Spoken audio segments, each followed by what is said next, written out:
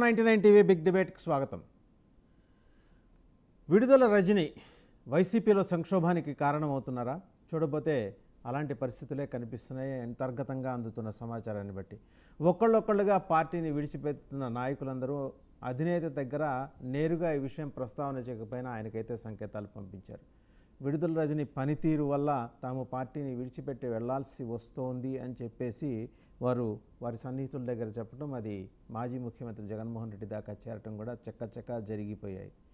ఆమె తెలుగుదేశం కోవర్టుగా పనిచేస్తోందని, ఇటువంటి కోవర్టు వ్యవహారాలను తాము సహించబోమని మోపిదేవి వెంకటరమణ నేరుగా కుండబద్దలు కొట్టినట్టయితే జగన్మోహన్ రెడ్డి గారికి చెప్పేశారట.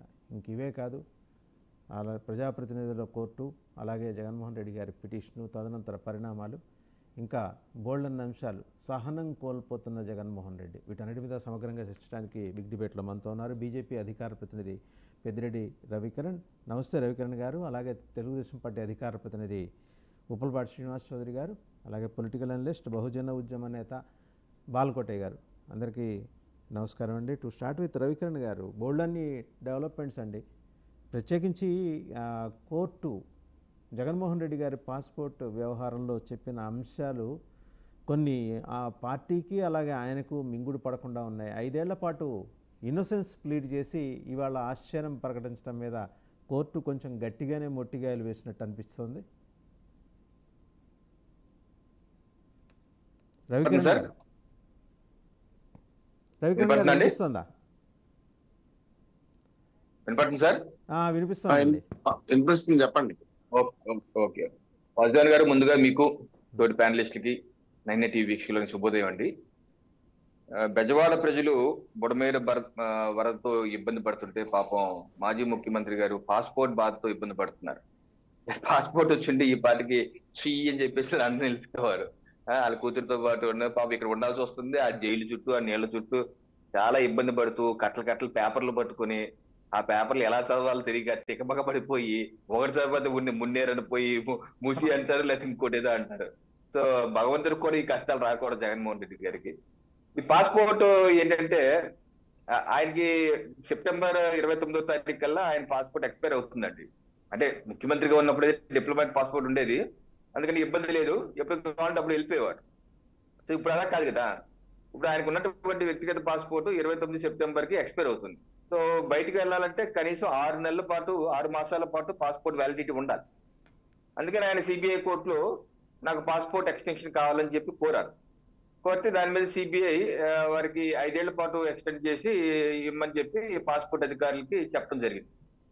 అయితే దాని మీద ఆయన పాస్పోర్ట్ అధికారులు, అమరావతిలో ఉన్న పాస్పోర్ట్ అధికారికి దరఖాస్తు చేసుకుంటే వారేమి ఇచ్చారంటే, లేక ఇది సరే కాకపోతే మీ మీద ఆల్రెడీ ప్రజాప్రతినిధుల ఎమ్మెల్యే ఎమ్మెల్సీలకు సంబంధించి ప్రత్యేక కోర్టు ఉంది. ఇది ఎన్వి రమణ గారు సిజేఐగా ఉన్నప్పుడు ప్రజాప్రతినిధుల మీద ఉన్నటువంటి కేసుల్ని త్వరితగతిన పరిష్కరించాలి, ప్రత్యేక కోర్టులు పెట్టండి అంటే దేశవ్యాప్తంగా కేంద్ర ప్రభుత్వం అన్ని రాష్ట్రాల్లో పెట్టింది.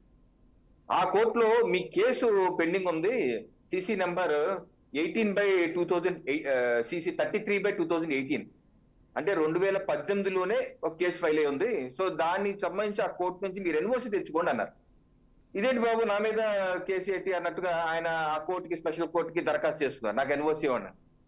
ఎన్ఓసి ఇవ్వమంటే ఆ జడ్జి గారు దొరికాడు బాబు, 6 సంవత్సరాలుగా దొరకట్లేదు, ఫైనల్ గా దొరికాడు అని చెప్పేసి, బాబు నీకు 5 ఏళ్ల పాటు ఇవ్వం, నువ్వు కోర్టుకి అసలు రావట్లేదు, అది నీ మొహం కూడా చూపించట్లేదు, 5 ఏళ్ళు మీకు ఇవ్వం, 1 సంవత్సరమే passport renewal first condition. Second condition, నువ్వు కనీసం ఇప్పుడు కన్నా రా, వచ్చి 20,000 పూచీకత్తు, నువ్వు వచ్చి వ్యక్తిగతంగా వచ్చి 20,000 పూచీకత్తు కట్టేంత మాత్రం మేము నమ్మము, నువ్వు ఒక షూరిటీగా ఇంకో వ్యక్తిని తెచ్చుకో, అతను కూడా మా దగ్గర సంతకం పెట్టాలి. దీంతో కాదు, 4వ కండిషన్, నువ్వు పాస్పోర్ట్ అధికారులకి ఒక అండర్టేకింగ్ కూడా ఇవ్వాలి అని చెప్పి అన్నారు. అప్పుడు జగన్మోహన్ రెడ్డి గారు కంగు తిన్నారు. ఇదేంటి నేనేంటి 20,000 పూచీకత్తు ఇవ్వటం ఏంటి, 700 కోట్లు ఉన్నవాడిని నేను 20,000 ఇవ్వటం ఏంటి, నేనే పెద్ద కట్అవుట్, నేను కాకుండా ఇంకో షూరిటీగా ఇంకో వ్యక్తి కూడా కుదరదు, ఇది కుదరదని చెప్పేసి మళ్ళీ హైకోర్టుకి వెళ్ళారు. హైకోర్టుకి వెళ్ళి లంచ్ మోషన్ పిటిషన్, అత్యవసరంగా లంచ్ మోషన్ పిటిషన్ ఇచ్చారు. ఇస్తే అది మొన్న 11వ తారీఖు జడ్జిమెంట్, జస్టిస్ కృపాసాగర్ గారు ఇచ్చిన జడ్జిమెంట్ అండి. Lunch motion petition, criminal petition number 6239/2024 ఇది చేశారు.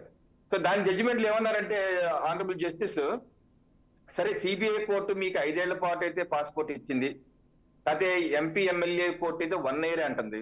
సో ఇది కాన్ఫ్లిక్ట్ అవుతుంది కాబట్టి పాస్పోర్ట్ అధికారి కూడా కన్ఫ్యూజ్ అయిపోతారు, అది వినాలా ఇది వినాలా అని. సో ఇటువంటి కన్ఫ్యూజన్ లేకుండా ఓకే సిబిఐ కోర్టు 5 ఏళ్ళు చెప్పింది కాబట్టి ఓకే మీరు పాస్పోర్ట్ అయితే 5 ఏళ్ళు తీసుకోండి, దానికి అభ్యంతరం లేదు. అయితే సెకండ్ పాయింట్ మీరు ఏదైతే వ్యాఖ్య అంటున్నారో నాకు ఈ కేసు నాకు తెలియదు, నాకు ఎప్పుడు సమ్మన్స్ ఇవ్వలేదు అని అంటున్నారో, దీన్ని మేము ఏకీభవించం. ఎందుకంటే మీరు 2019 ఎన్నికల ఎఫిడవిట్ లో కూడా మీరు ఇచ్చి చెప్పిన దాంట్లో ఈ కేసు నెంబర్ మెన్షన్ చేశారు. సిసి 33/2018 కేసు మెన్షన్ చేశారు. మీ మీద ఉన్న కేసుల్లో ఇదో కేసుగా మీరు మెన్షన్ చేశారు. అలాగే 2024 ఎఫిడవిట్ లో కూడా మెన్షన్ చేశారు. ఇన్నిసార్లు మెన్షన్ చేశారు కాబట్టి మీకు తెలియదు, నాకు సమ్మన్స్ ఇవ్వలేదు అనేది అది వంక మాత్రమే. మీకు తెలుసు, మీరు ఉద్దేశపూర్వకంగా వెళ్ళలేదు, పైకి వచ్చి మీరు చట్టాన్ని న్యాయాన్ని గౌరవిస్తారు అంటూనే మళ్ళీ అగౌరవంగా ఆ కోర్టుకు వెళ్ళలేదు. సో మీరు వెళ్ళవలసిందే, పైకొచ్చు మీరు వెళ్ళి 20,000 ఇవ్వడానికి మీరు చెప్తున్న కండిషన్స్ ఏంటి? నేను ముఖ్యమంత్రిని, మాజీ ముఖ్యమంత్రిని, నాకు ఎంతో భద్రత కావాలి, దాంతో రాష్ట్ర ప్రభుత్వానికి ఇబ్బంది, ప్రజలకు ఇబ్బంది, ఇంతమంది ఇబ్బందుల దృష్ట్యా నా అంతే వాడు కోర్టుకు వెళ్తే చాలా ఇబ్బందులు గడబిడైపోతుంది కాబట్టి వెళ్ళంటున్నారు మీరు.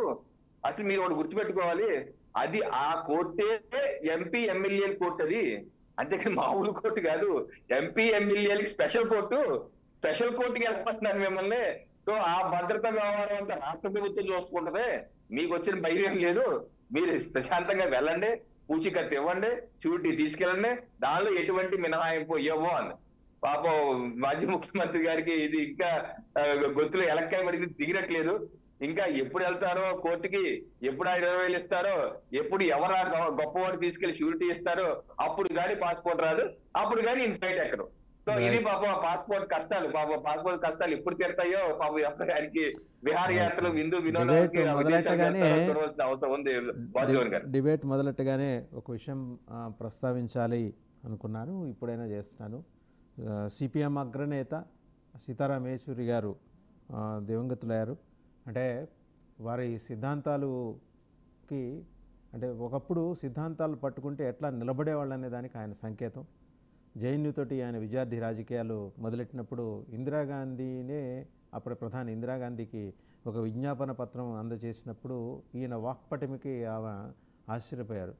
ఒక అద్భుతమైన నాయకుడు రాబోతున్నాడని ఆమె నేరుగా ఆ రోజు అంత బహిరంగ వేదిక మీద ప్రశంసించారు ఆయన్ని. సో తెలుగు రాష్ట్రాల నుంచి సిపిఎంలో అగ్రస్థానానికి చేరుకున్న రెండో వ్యక్తి ఆయన.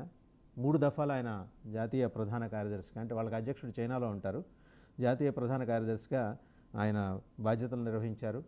బాగా కలివిడి మనిషి, భావ వైరుధ్యాలు ఏ ఉన్నా సరే స్నేహం అందరితోనూ మెయింటైన్ చేసేవారు అన్ని పార్టీలతోటి. వారికి నివాళులు అర్పిస్తూ బాలకోటే గారు, సో మన ఆంధ్రప్రదేశ్ రాజకీయాల్లోకి వద్దాం. కోవర్ట్ పాలిటిక్స్ మొదలెట్టింది విడుదల రజనీ గారు. ఆవిడ